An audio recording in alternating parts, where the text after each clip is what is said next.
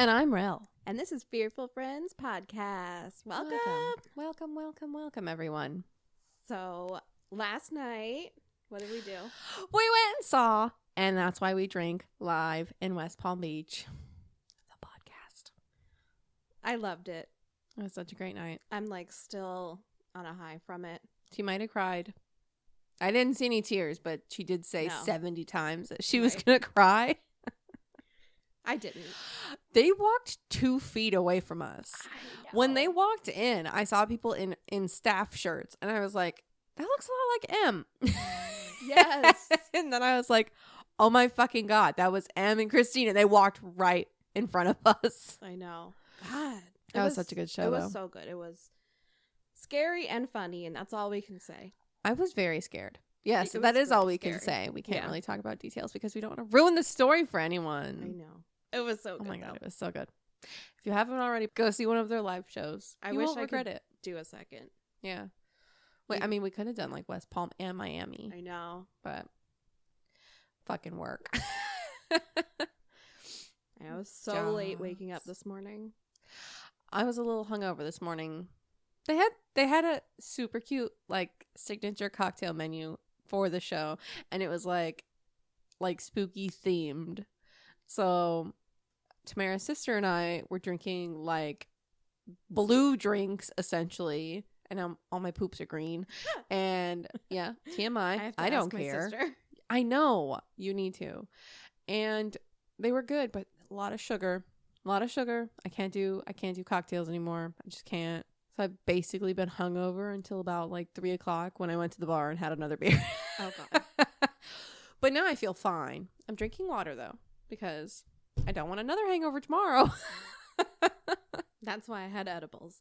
Also because it was 4:20. I have more edibles for you, by the way. Thank you. I have a sensitive tummy. Yes, she has. Our girl's got some GERD. Yeah, GERD, no gallbladder. No gallbladder.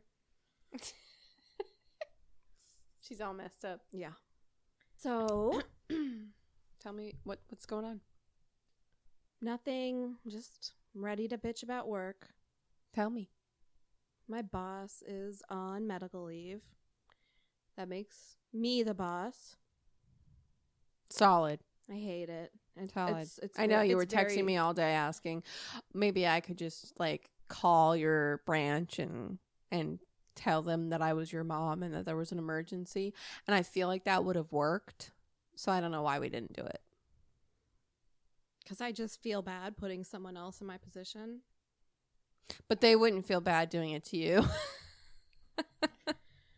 Yeah, it's just so stressful. I hate being like the manager when someone's angry. Like, and I just don't. I have no solutions for these people. I got you. And I just don't care. Also, it's the burnout. Yeah. I'm sorry. I'm breathing so hard. Yeah, definitely major burnout. I feel you. What about you? Tell me about work. I have a story. You already told me the story, but nobody was really listening while I was screaming in the car about it. So I feel like I can tell you it again and get an even better reaction. Yeah. I have no idea. You were driving. I know. Tamara is driving down I-95, the most dangerous highway in the United States, according to statistics, going 30 miles an hour, dueling it out with a semi-truck about who's going to go first. And then he honks his train horn at her. I'm a safe driver. My dad always told me the people that cause accidents are the ones that go slowest on 95. I wasn't going the slowest on 95, and it wasn't going 30 miles an hour either. I was staring at your speedometer, wondering when you were going to speed up. Well, maybe that's because there was someone going 30 miles an hour in front of me. There was nobody in front of her. I'm a safe driver. She was.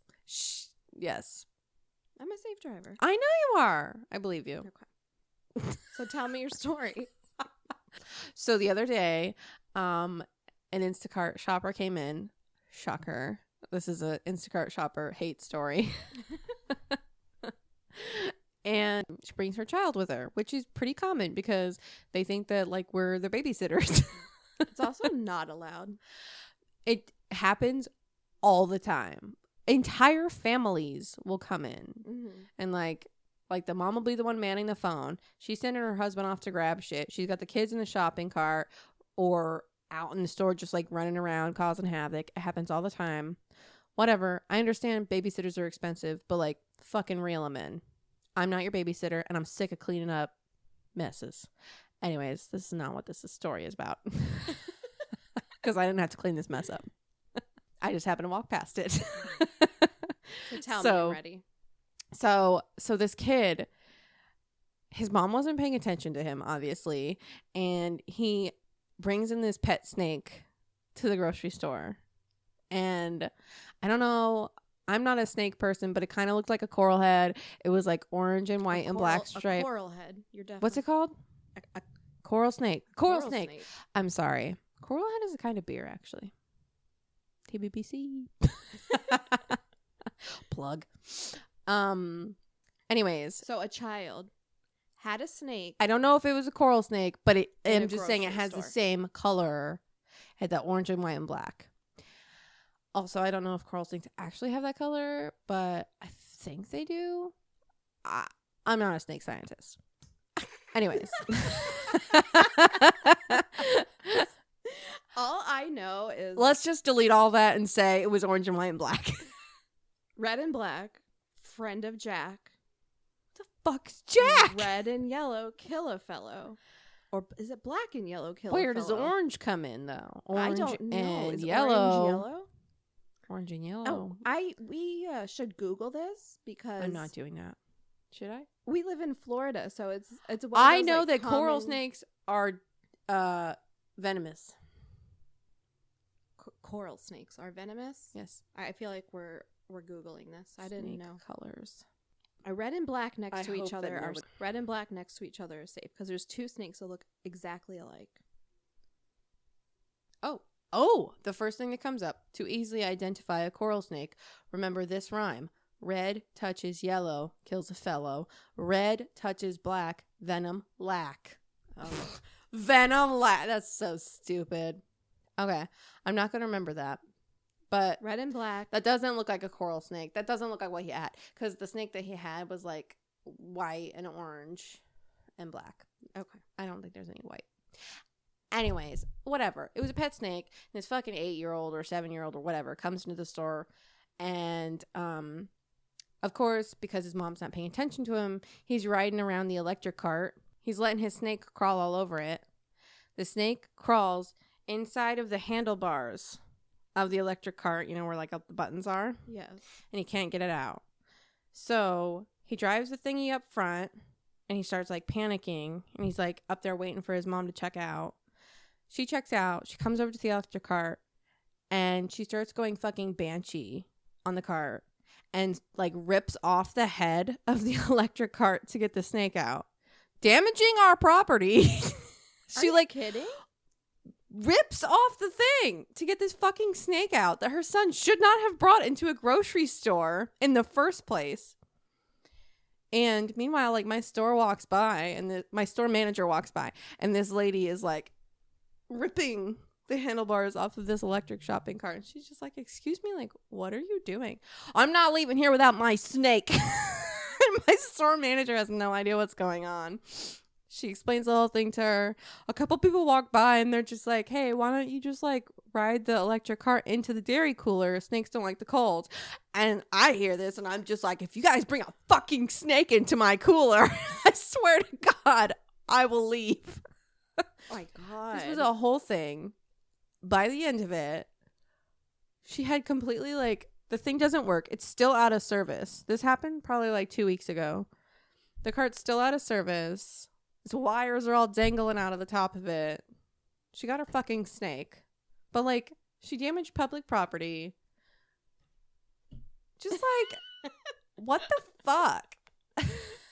Why are you bringing a snake into a grocery store? Did she even once, like, yell at her child for bringing a No, snake? this is the same exact child. I'm pretty sure I've talked about it on the pod, and if I haven't, I've talked to you about it in like real life. Just this is the same exact one. He runs around, he has temper tantrums, and he knocks over shippers when he gets mad at his mom for not showing him any attention. And like I'll be standing there, he knocks over a shipper of like bagged fucking tea, where there's like 100 boxes of tea on there, and she goes, "Hey, pick that up." And he goes, "No." And she goes, "Pick it up." And he goes, "No." And she goes, "Well, get over here." And then they walk away and just fucking leave it there. This, I swear to God, this happens multiple times a week, Tamara. It's the reason I'm not having kids. Okay. It's the same people. You can have children that aren't Demons? crazy. Doubt it. Okay. Except for yours. Yours is fine. Oh. No, she's a baby. And in the show notes, it'll say, Rell screams about another Instacart shopper. Well, they deserve it. Sometimes I really do. Anyways. I can't. A snake in a grocery store. Okay. I've seen a lot of things, like people bring in their dogs or service animals. I've seen somebody bring a cat. When we worked at Winn-Dixie, we had that guy who used to bring in like a parakeet all the time, had it on his shoulder. Remember that? No. Oh my God, you could hear it. He just squawked all throughout the store. Why don't I remember that? I don't know. I remember someone brought in a fox one time. Oh, It was like- foxes are so cute. Yeah. Was a little cutie pie. Was he so nice? He No. was holding. It was like a baby fox. We thought it was a cat, but it was a fox. Oh, what Yeah. does the fox say? And the guy that brought in his dog with a cowboy hat and called it Cowboy. Everyone was obsessed Oh with my it. God, that was a fox? No, that was a dog. Oh. That was a different. I'm talking about a different guy. I know that guy that you're talking about. Yeah. I love his dog. Good. And it had a cowboy hat. Yep. That's why he called it cowboy. But not that guy. No. Why did we bring up that guy? just the weird animals. Oh, yeah. Yeah, I mean, I don't know. I've never seen a snake before. I've never seen someone ballsy enough to bring a snake in. Somebody did bring like one of those bats in. Was it a bat? Yeah, it was like a bat. It was really cute. A bat. Or a flying it was a sugar flying glider. squirrel. That's what it is. A sugar sugar glider. Oh my God. Yes, I have seen one of those too. Oh my God. She In just the came grocery walking store in, only. wrapping it up in a little blanket. And I was just like, so cute. Very weird. It's a weird thing to shop with, but I bet they just like feed them free strawberries. Free strawberries. Quote unquote free strawberries that Yeah. they don't have to pay for because they think they're samples. And free grapes and free blueberries. Just like, Free bananas. free everything. If you eat it before you get to the register, it must be free, right? Yeah. Just like all the kombucha. I find empty cans all over the store. Not going to get into it. It's called theft, people. It's called theft. I will gladly give you something to sample. But when it's not accounted for, it's called theft. And that's all I'll say. That's all she'll say. So are you ready for your story? Are we ready to get into this super bummer? Yes. Yes, I need some other bummer in my life. It's a super bummer. Is it a long one? It's kind of long. It's kind of long. It's pretty Good. long. Good. I'm scrolling a lot. I'm ready. Oh boy. I'm so excited. Tell me what it is. Okay, well, you know how I write my notes out. They're like a fucking story because I'm really bad at paraphrasing things. So, in the remote jungles, can you guess it? No. In the remote jungles of Guyana on November 18th Yes. in 1978. Do you know it? It's, you don't know it. I do. It's the cult. Oh! What's it called? Jonestown. Yes, girl. Woo! It's not cheer. 900 people died. Okay. Yeah, you're right. Over 900 Americans would die in what became internationally infamous as the Jonestown Massacre. I'm going to just say, like, before I start on my notes, like, this was, like, one of the first, like, cults that ever really, like, sparked my fascination with like cults, and I know that there was like Heaven's Gate and all that other stuff, but like this one is just like, I don't know why, it's just like so unbelievable to me that this was able to get as far as it did, and then to end the way that it did, and like cults like this are still out there. They just haven't ended with such like a catastrophic end yet, you know? Yes. Like, it's fucking scary. So this whole story begins with a dude named Jim Jones. Super cool name, but that's all I'll say about. That's the only compliment he gets. That and his cool aviator sunglasses. The Jim Jones. I don't think that's a cool name. I don't know. It's got a ring to it. He sounds like an old man. I mean, he was an old man at one point when he was old. He became one eventually. Yeah. So unfortunately, he was born in my home state of Indiana. Okay. We share the same roots. And even at a young age, he had a fascination with religion and attended church regularly. The older he got, the more that he was like developing his charisma and became sort of like a performer type and became like more confident. And a lot of his classmates would say that he was like born to be a preacher. He just like had that voice where he like got up on stage and he fucking bellowed. It's like I don't know, like the cliched, like they get up on the stage and they do these like, I don't know. I don't know. Sermon. Yes. It just captivates everyone. And then like the people just get up and start like waving their hands and shit like that. Like he had what it takes. I don't know. I'd be pretty offended if someone said I was born to be a preacher. That's what he wanted, man. I mean, I would so also boring. be offended if somebody said that. But like, I think preachers and like certain like lifestyles, that was something to be like, you're like a fucking celebrity. Like in that time in Indiana, especially, like he was going through like this Pentecostal church, which was just like all about like hooting and hollering. I was like a big deal. Speaking in tongues. Basically, yeah. So he went to university in Indiana, and then after he graduated, he joined the ministry. He became a student pastor for a local Methodist church. He like tried out a whole bunch of different religions and a whole bunch of different churches, but none of them really like fit his fancy. They weren't ticking off any of his boxes. So after he tried a couple of them out, he decided to start his own religious organization that better aligned with like his ideals, socially, politically, personally, whatever. And like later on we find out this is like he's a very like political, ideological man. It's not just about the religion. So in 1954, the People's Temple of the Disciples of Christ. Too many words. Too many fucking words. Yeah. We refer to them now as the People's Temple. Okay. Yeah. Which even that's like, I just call them the Peoples. Yeah. The Peeps. I won't say that. The Peeps Temp. They were formed. So at that time in the 1950s, and especially in Indiana, I mean, I feel like even now, even now in Florida, it's like, what the fuck is going on? But back then in Indiana, like segregation was still a thing. They were working on like integrating people into society, but it was like it was too slow for him. And racism was still rampant. And in the beginning of this whole thing, he had a really wholesome vision of how he wanted the world to be. His message was that he wanted to overcome the evils of racism and poverty and have a fully integrated congregation. Where race didn't matter, capitalism would be a thing of the past, and everyone could live peacefully in a just society.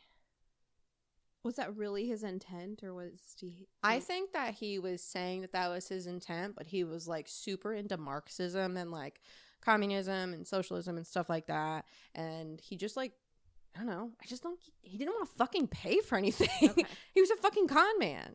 Okay. At the end of the day, like he just, I don't know, he's gross. Like I'll list them in the show notes, but there's so many like documentaries and like different articles that I've like pulled all this shit out from, but like he's gross, and he's so much more fucked up than I'm even gonna get into, because this would be like a 6-parter. No. But yeah, I'm just gonna like, this is like the skiddly do of it all. It's Okay. like the summary, I guess. So yeah, that sounds like a pretty like sweet deal if that's what it actually was. His ideology like quickly attracted an enthusiastic following, and his church expanded. And in 1965, he moved his congregation to California, in like the San Francisco area, a lot more progressive. And basically, I think he moved them there because they said that it was like one of the top 10 places that you want to go if there's a nuclear fallout. He always had this like paranoia that there was going to be a nuclear holocaust coming. So he wanted to move his congregation where they thought it was like safe. He had that from the beginning. Okay. So what happens later isn't really a surprise to anyone, because he always had this in the back of his head that like the apocalypse is coming. Okay.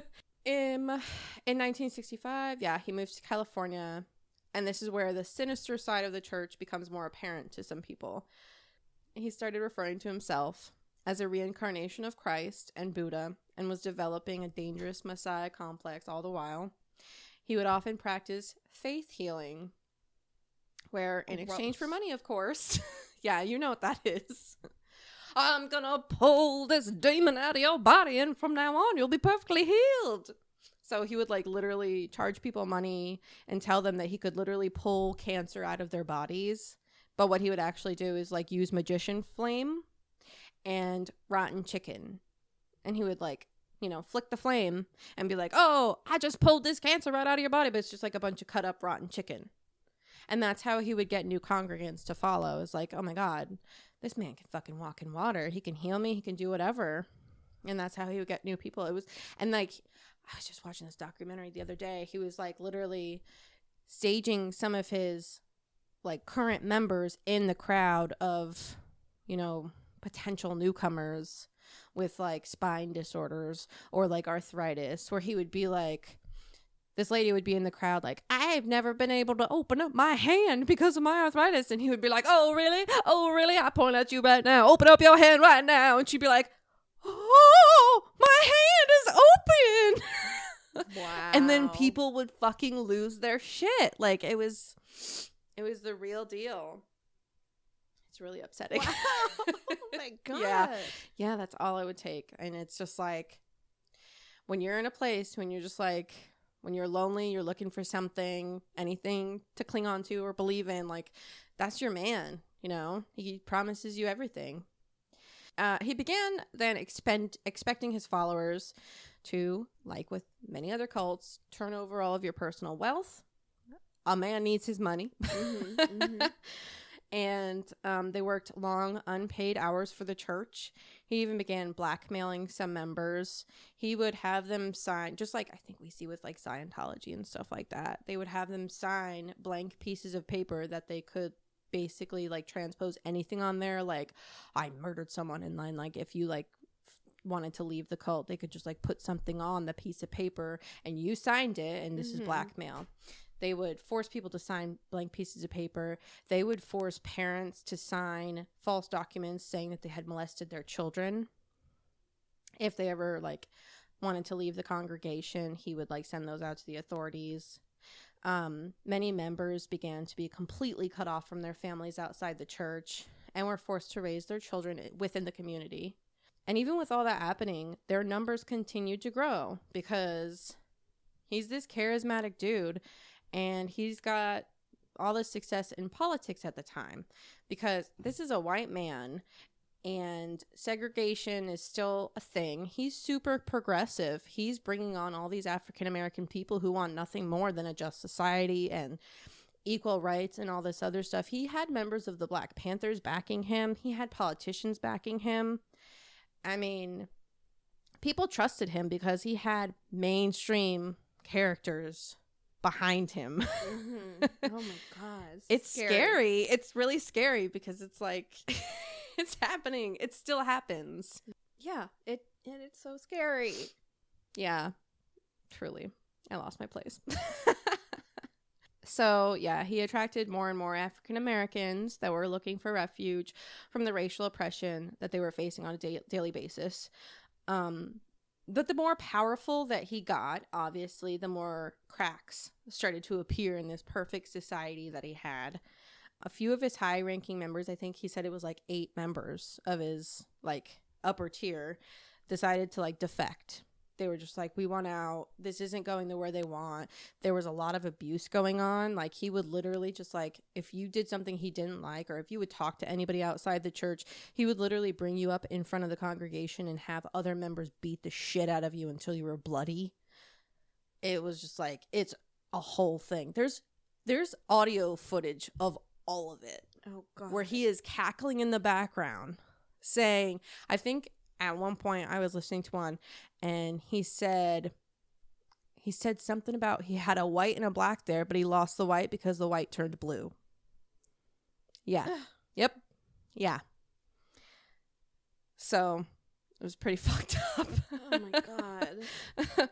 For someone who's like all about social justice. So the high-ranking members that decided to defect, they began to talk to the media and stuff like that about the cult, which cults at the time were starting to come to light. People are starting to open their eyes to what's going on, because I'm not sure if like Manson was around then. I'm not really sure of like the time of all of that, but it was definitely, people were starting to open their eyes to it. The media started to turn on the People's Temple.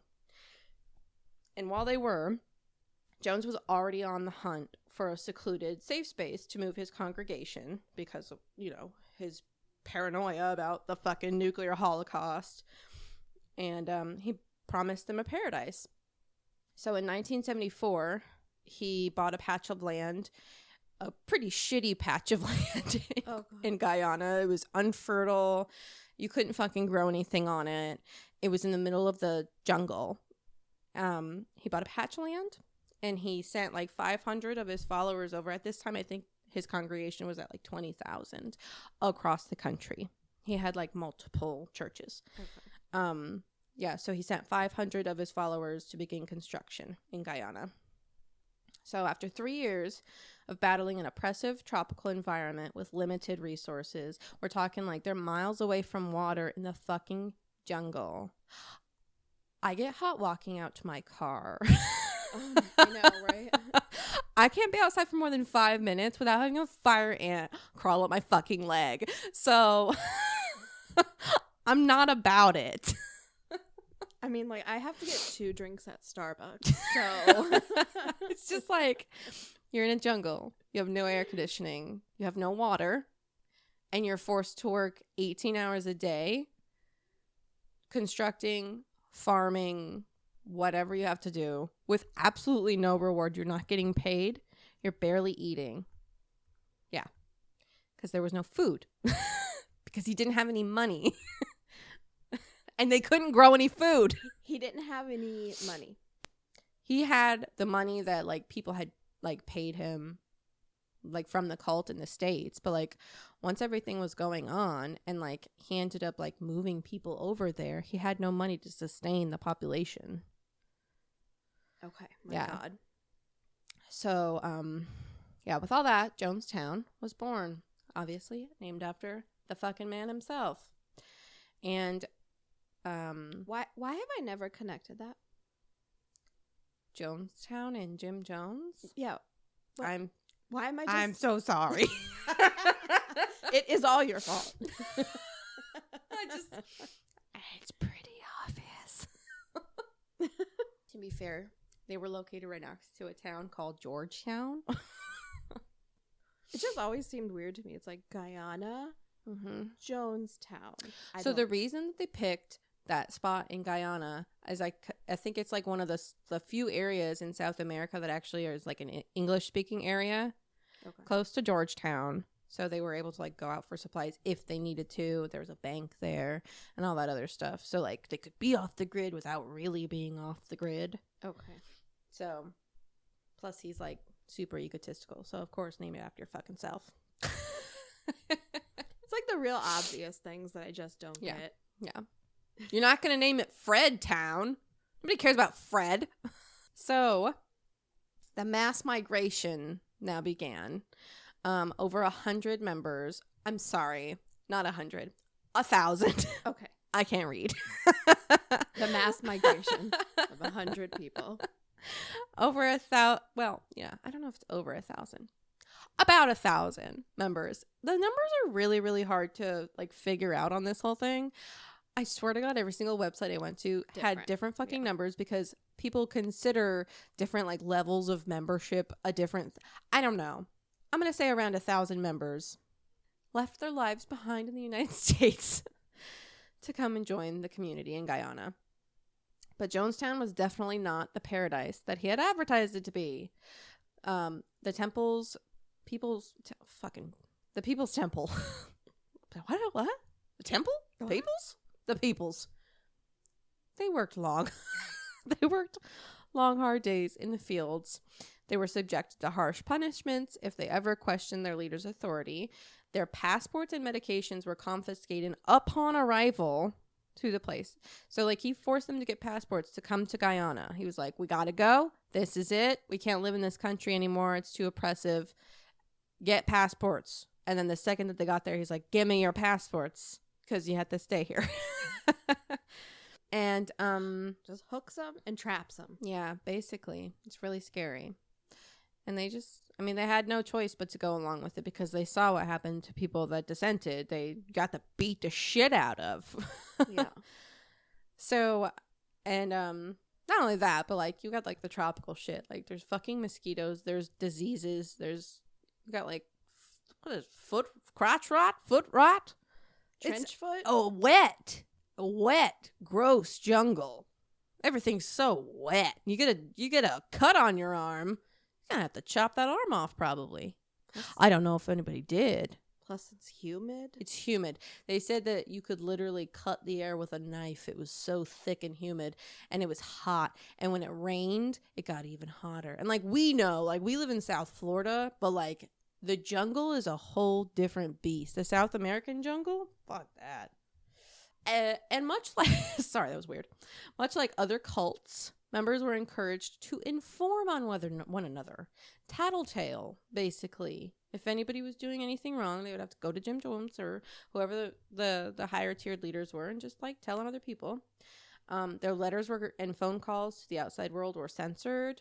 Because of Guyana's lax shipping laws at the time, it made it super easy for the commune to gain access to drugs and weapons, both of which Jones would make use of. He placed armed guards all around the compound and began using hard drugs. I couldn't really find anything to specify what hard drugs he was using, but from the way he talks, I'm gonna assume fucking speed because he's all over the place. There's one point where he's talking about the vat of poison. He's like, the vat. And I'm just like, calm down. Oh my God. It freaked me out. So that how is that the guy they're following? I know. It's the power, man. I don't know. You gotta watch this documentary. I think it's called Paradise Lost or something like that on Hulu. It was I had anxiety the whole fucking time I was watching because the way he talks, I don't think I could ever follow him just because his voice gives me fucking anxiety. He's always yelling all the time and he's talking so fast and he's always yelling at people. That's not to say. I mean, I don't know. What? Anyways, whatever. We'll get to it. Oh my goodness. Anyways, he began using hard drugs, which further destabilized his mental and physical health. And in his increasing paranoia, he became convinced that the government and the media were out to destroy him. And he began what he referred to as white nights. Have you heard of that? No. So I mean, I probably have. I just forgot it. White nights are basically suicide drills. So Okay. Yes. At the drop of a hat, at any point, sirens would go off, armed guards would come out, they would wake up all the residents, you would have to meet in the pavilion and basically start preparations for your suicide. And this could happen anytime. They were ready at the drop of a hat to do this. It's just such a bummer. He truly had convinced most of them that their death would be a revolutionary act and that it would be far more freeing than having to live by society's oppressive rules.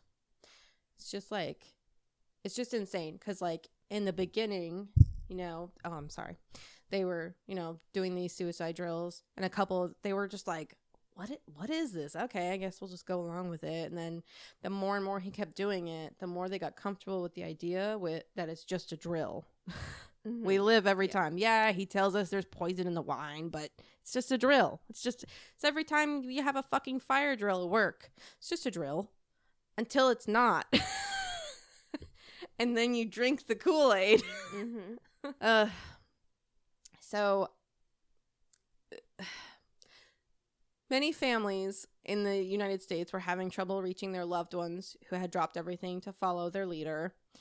And they were understandably growing more and more concerned and began asking for help from the U.S. government to try and figure out exactly what was going on in Jonestown, because it was like, you know, armed guards. Nobody knew what was going on. All their letters and calls were being censored. Nobody knew what the fuck was going on. There were several rumors flying around that people were being held against their will at the compound, which they were, because their passports were gone. They couldn't fucking go anywhere. And where are you going to go? In the jungle? Like, and run to where? So, after urging from the public, Leo Ryan, a U.S. representative from California, along with a handful of reporters, photographers, and a few concerned relatives, made their way to the compound to investigate. Jones had gotten word about the visit and basically had one objective: get them out of Jonestown as soon as possible by making them think everything is fine.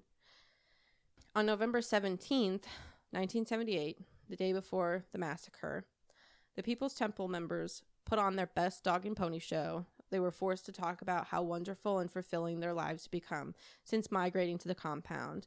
They even hosted a dinner and an evening of entertainment for the politician and his group. I mean, like, you watch the videos of these people being interviewed, and they're like, they're convincing. They're like, so they were buying it. Yeah. So the congressman actually, like, stood up at the end of it and gave a speech on the end of the first night. It was just like, you know, I've gotten a lot of complaints about this compound and what's going on here, but as far as I can see, these people, this is the best thing that's ever happened to them. And they said the crowd cheered in a way that was almost too much of a cheer. Like it was like rehearsed or something. Yeah. So, yeah. It all seemed too good to be true. And then towards the end of the night, a note was slipped to like one of the either journalists or photographers for the news crew. It was from two of the members from Jonestown. And the note basically just said, "Please help us get out of Jonestown." Oh, that's so scary. I know. Oh. And that's like all it said. How freaking eerie. So basically, I think the guy, the journalist or the photographer who had the note, brought the note to Jim Jones and was like, "Hey, so I got this note. Do you know anything about this?" And he's like, "Well, people are liars. People are lies. People are lying. I don't know what you want me to tell you. People are lying." And then he's just like, "Okay, well, it seems like some people are unhappy." And Jim Jones looks at him and is just like, "You just need to leave. You need to leave. You need to leave. Please just leave. Just leave us alone." And it was just like, it's just so scary because it's just like he just wants them to leave because he knows his shit's up. Yeah. It's so scary. Why did they bring the note to him? I don't know. I think it was just like, we called your bluff. Like, I don't know. I really don't know. But there was also no way for them to get the people out without Jim knowing. Like, you could not leave without his permission. Right. He would know. He had armed guards all around. Like, you would be shot if you left. God. Yeah. So at that point, you know, after it's brought to Jones's attention and it's kind of like made public to the congressman, Leo Ryan, the congressman, started talking to some members of the community. He was starting to put together a group of people who wanted to be taken back to the States. This was unacceptable in Jones's eyes. These were defectors. They were traitors. They were performing an act of treason.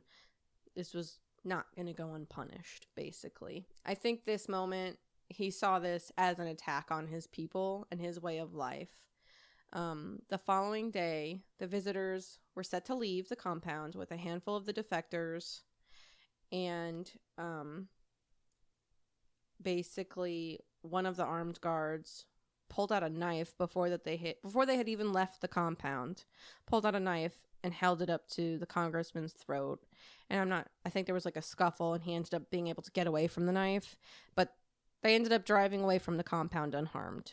So they headed to the airstrip. Close call. Jim Jones, in a paranoid, drug-induced rage, then gave the orders for a few of his men to drive out to the airstrip and eliminate the visitors and the defectors. No one was to leave alive. No one. So basically, if their plane had taken off, if they could have fit everyone on that one plane, they would have gotten out unscathed. But because they were deciding to bring defectors with them, they had to call in a second plane. Mm-hmm. And because this congressman was such a good dude, he wasn't like, well, I'm not going to leave without you guys. We'll wait till the second plane gets here, and then we'll take off together. So just as the second plane was arriving is when the other guys showed up and basically started open firing on everyone there. 5 people, including Congressman Leo Ryan and 3 members of the press, were shot and killed. 11 others were wounded. And then, once the firestorm stopped, they just, drove off, thinking that they killed everyone, but they didn't, because they're idiots. I don't know, I don't know. They, literally, this is a little graphic, but they, literally went up and fired at them in point blank to make sure they were dead, and most of them ended up living. So. Okay. Well, that's good, but, it's really good. They're just really fucking stupid. Yes. They're just so stupid. I know how this ends, and I'm still shocked. Yeah. So, after Jones got word that the congressman was dead, he called one final white night. He got on the sirens. He said, "Alert, alert." Everyone gathered at the pavilion. You have to know at that moment it's not a drill. I'm sure they didn't, but I feel like I would know that it wasn't a drill because they didn't have visitors. They don't, and I don't know, you have to hear the gunshots. Yeah. You know it's not a drill. And they know that they would have to know that the tensions are building. Not to mention, everyone's fucking starving. There's no food to go around. They've come to the end of the line. What else is there? But I don't know. There's also, I don't know. There's some speculation that, some people really didn't. They just thought it was another drill. Which, is really sad. He told his followers that now that the congressman was dead, there was no way that the government would leave them alone, and that soldiers would come for them, force them into concentration camps, and torture them, and that the only way out was a revolutionary suicide. Let's all take a deep breath. Tamara, deep breath. I don't hear you breathing. You're about to burp. Yep. Okay. Gets really gross here. So this is where the term drinking the Kool-Aid comes from, even though they technically didn't drink Kool-Aid. They drank Flavor-Aid. It's off-brand. I can picture it in my head. Yeah. Actually, I'm picturing Flavor Ice, which those are frozen popsicles? Yeah, Otter Pops. What the fuck's an Otter Pop? The ones that ones in the clear Yeah, tube. they're called Otter Pops? Yeah, that's the brand name of them, Otter Pops, but I didn't know that was a thing. No one carries brand name. Otter Pops? Yeah. But when I was a kid, they were Flavor Ice. I specifically remember that. That's what I'm picturing. Riveting. Go ahead. That was so off topic. I loved it. It's a little bit of levity. You know those cuts you get in the corner of your Yes, mouth? that's why I can't eat those. 12 of them in a day. That's why I can't do them. You know what's nice? Squirt them in a bowl, cut them up with a spoon, eat them that way. You're unhinged. I just And like I told you the other night, I have the cleanest hands in this place. Don't touch your food.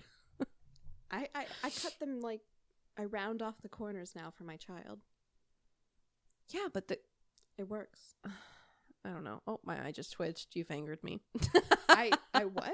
I said you've angered me. My eye just twitched. Nice. What?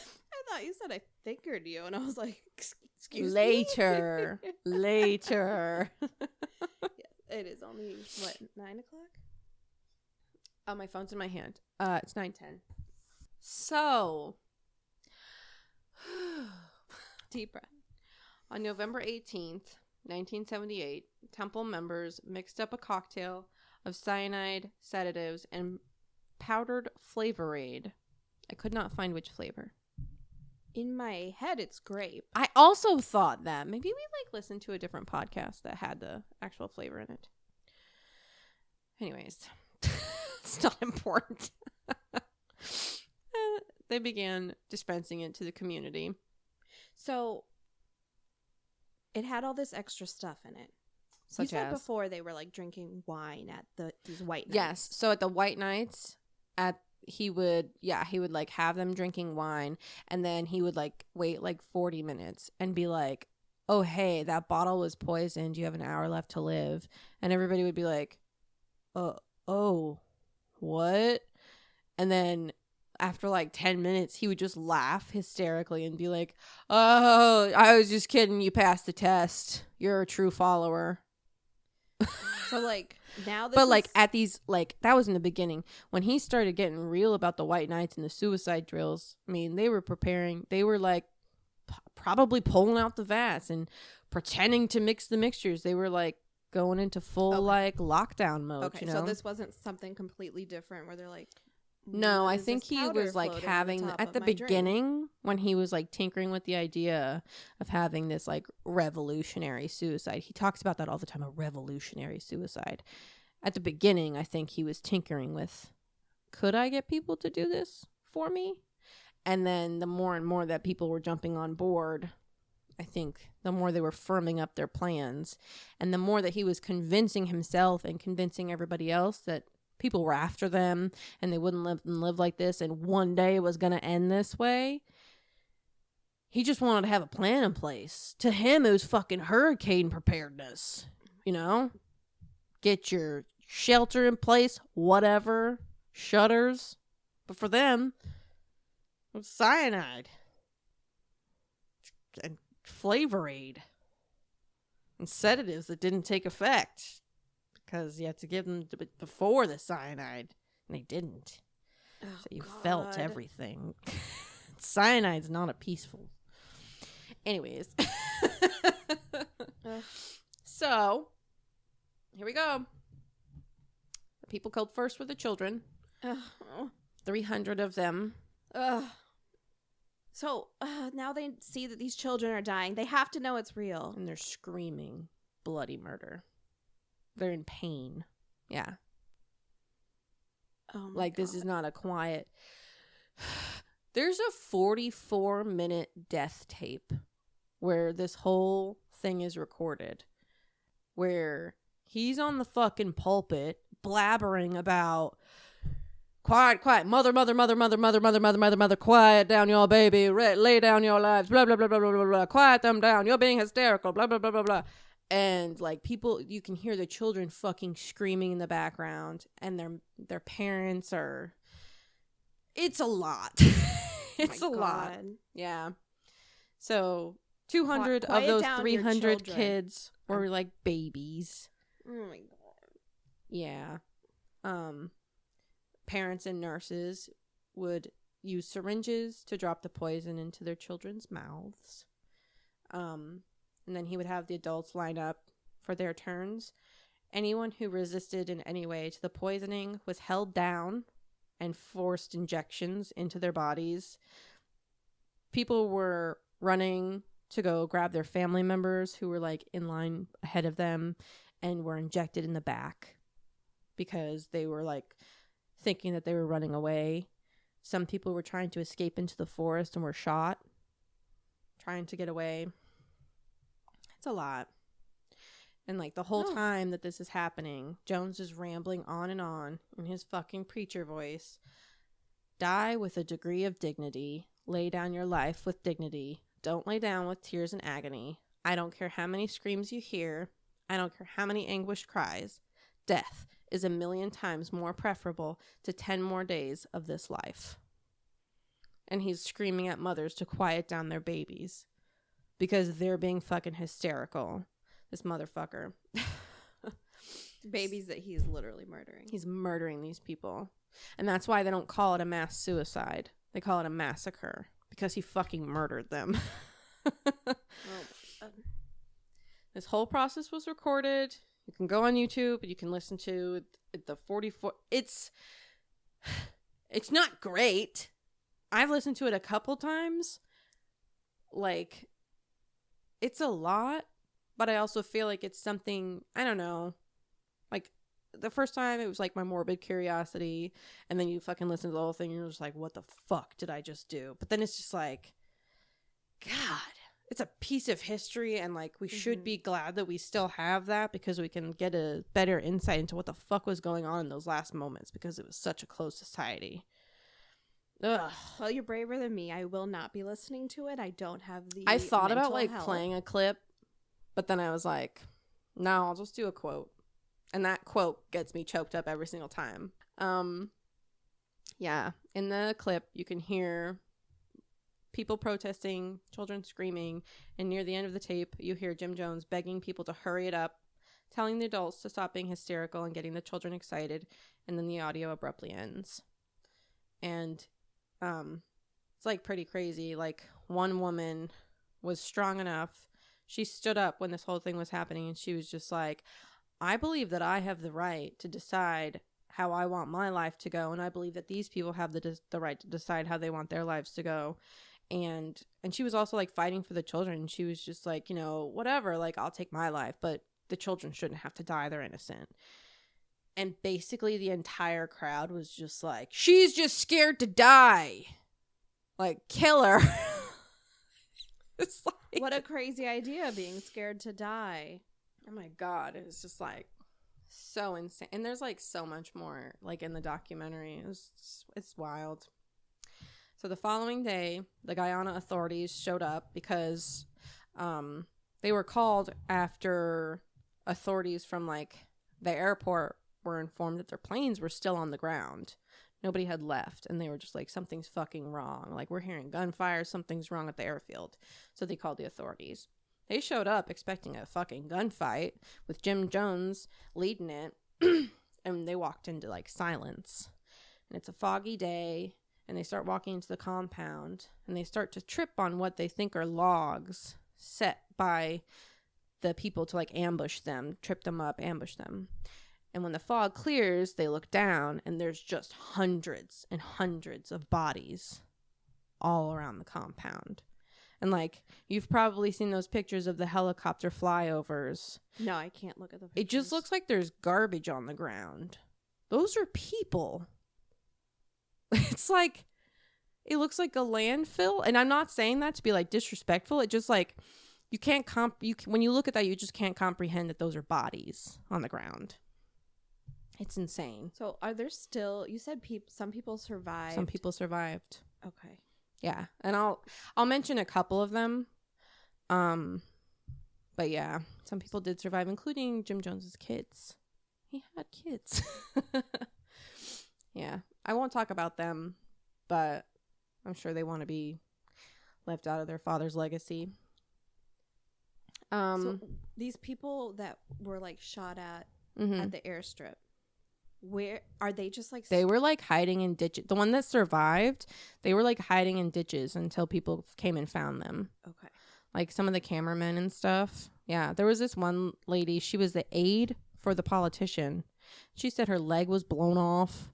There was a bone sticking out of her arm, and they didn't even think she was gonna live. But they just like laid their bodies on top of her, and somehow she made it until help was able to get there.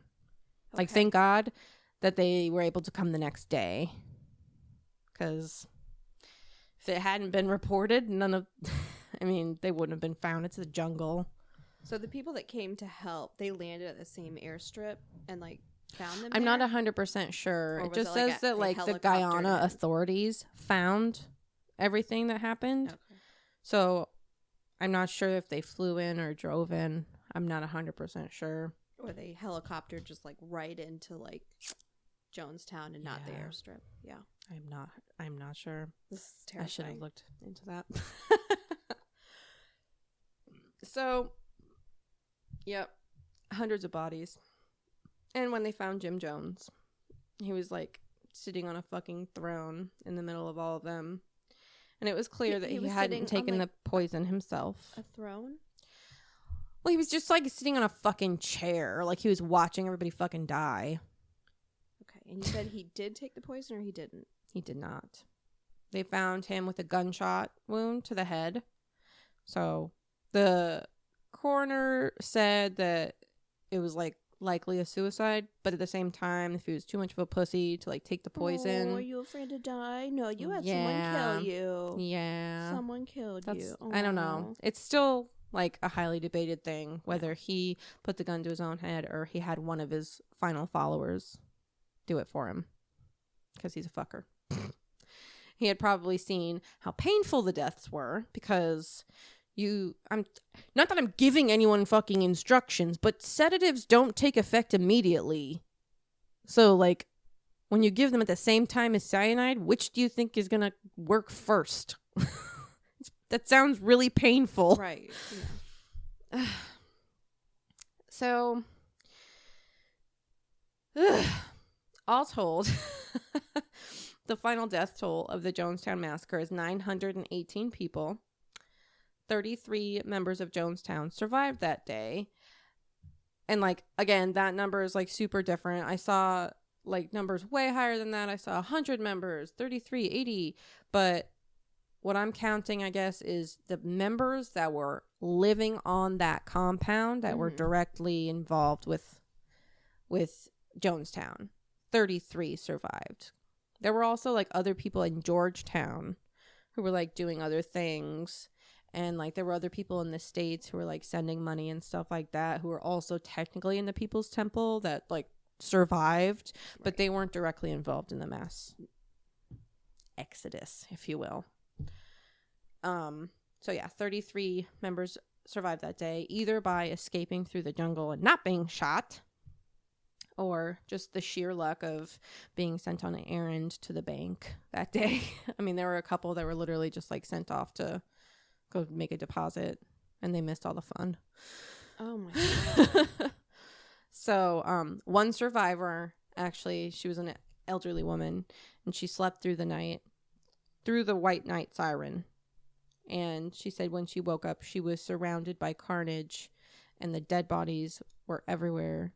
All the people that she knew and loved, including her sister. Just, that's what she woke up to. She slept through it. I swear to God, if my sister if she slept through your death without me, she's just like, where's my sister? Did she not wake up? This lady is also just like, I mean, I'm not downplaying her story. It's pretty fucking insane. But she's also like, I can't remember if I fell asleep or passed out. Oh, God. And I'm like, I've never been that tired. Right? Also, I've watched the videos. That's a really loud siren. I think she was poisoned and maybe maybe passed out from the poison. I don't really know. Maybe she was a lucky one that got a sedative. Maybe she was just given sedatives. I don't know. But, okay. This is the end of the story. I didn't know how to sum it up because that's, like, really dark. But all I'm saying is that cults still exist to this day. And I think that's something that we need to remember when we talk about destructive cults like this, is that people always think it could never happen to me. I'm too smart for that. How could you be so dumb to do that? But, like, I don't have any money they want. It happens to people all the fucking time. When powerful people are charismatic and they spend their entire lives manipulating people, they know how to wrap you around their finger. And there's anyone can get stuck in their trap. And I just want everyone to remember, groupthink is very dangerous. Think for yourselves, be an individual. I know it's hard when we're lonely, vulnerable, and desperate for something or someone to follow that'll bring us peace and a hope of prosperity. But these people at the end of the day are experts at selling a dream. And unfortunately, the people of Jonestown and many other fucking cults, they pay with their lives. Don't make the same mistake. That was beautiful. Thank you. I worked on that last paragraph for like an hour. Oh. How do you fucking wrap that up? I was going to talk about the aftermath, cleaning up the bodies. Nobody wants to hear about that. Oh my God. Yeah. It's a lot. It is a lot. I also have a lot of credits that I'll put them in the show notes. There's a lot. So like, I know you didn't want to talk about his kids, but like, didn't he send them away? So in one documentary, so he had like 5 or 6 or 7 kids. Like he had one that was his own, and then he like adopted a whole bunch, and he called them like his rainbow kids because, you know, I'm super open and blah. But like he totally treated them all differently. Anyways, I'm not sure what happened to any of the other ones. I know that his one white son was like, I think he was on a basketball team or something, and they were going off to play a game outside of Jonestown, and he had given him permission with the team to go play a game or something like that. I could be totally wrong, but that sounds pretty familiar. sure. Yeah. And I'm not sure about the other kids. Maybe they lived outside of Jonestown directly. Maybe lived in like Georgetown, but they only interviewed a couple of the kids in the documentary that I watched. But my God, I couldn't imagine. And he looks so much like him. The one that's like his direct like child. Mm-hmm. He looks so much like him. That's like a hard thing. Yeah, it's sad. Yeah. Well, where do we go from here? It's terrifying. But you successfully distracted me. Yeah. Horror, misery, murder. I eased our way into the cult scene. I love a good cult story. Also, I get them all mixed up. So I don't know why. It's just like so fascinating to me how like you could just fucking just give away everything. I'm not, I don't know. I don't consider myself to be religious, but like there's so many religions that exist today that are borderline. People just give away everything to like follow what makes them feel good. Yeah. I don't know. It's really scary. Wow. Do what makes you happy, but don't be destructive about it. Oh. Yeah. Well, thank you so much for distracting me. Sorry, everyone. No, I loved it. Did you? You know, and I didn't love that happened. Yeah. I just love how good you did on that story. Thank you. Thank you. It's very depressing. I know. Thank you all for listening. We'll be back, I don't know, maybe next week. All maybe right. 2 weeks. I don't know how often we're releasing episodes. I think every week. Cool. Yeah. And Tamara's going to tell you a story. Maybe it won't be such a downer. I have no idea what I'm going to do, so. It makes me feel better. Yeah. Because I chose this story 2 days ago. And then I flip-flopped between this story and another story a couple times. And then I landed back on this story because I had already started the notes. Well, you did an awesome job. Thank you. All right. Thank you for listening to Fearful Friends podcast.